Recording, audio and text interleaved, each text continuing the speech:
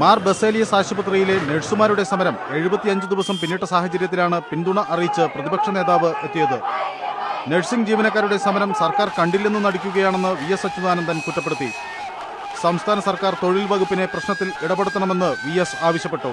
ഉമ്മൻചാണ്ടി ഗവൺമെന്റിന് ഒരു ലേബർ വകുപ്പ് ഉണ്ടെങ്കിൽ ഇതേപോലുള്ള സമരം 75 ദിവസം നീണ്ടു നിൽക്കുമ്പോഴും അത് കണ്ടില്ലെന്ന് നടിക്കുന്നത് ഉമ്മൻചാണ്ടി ഗവൺമെന്റിന് ഭൂഷണമല്ല എന്ന് ഞാൻ ഈ അവസരത്തിൽ അനുസ്മരിക്കുകയാണ്.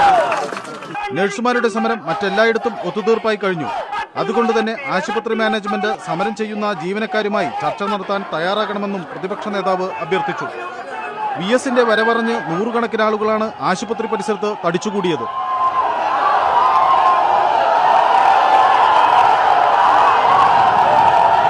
മിനിമം വേതനം ഉറപ്പാക്കുക, ബോണ്ട് വ്യവസ്ഥ എടുത്തുകളയുക എന്നീ ആവശ്യങ്ങൾ ഉന്നയിച്ചാണ് നഴ്സുമാർ കഴിഞ്ഞ 2.5 മാസമായി ആശുപത്രിയിൽ സമരം നടത്തുന്നത്. ഇന്ത്യൻ നഴ്സസ് അസോസിയേഷന്റെ ആഭിമുഖ്യത്തിലാണ് സമരം. India vision, Kochi.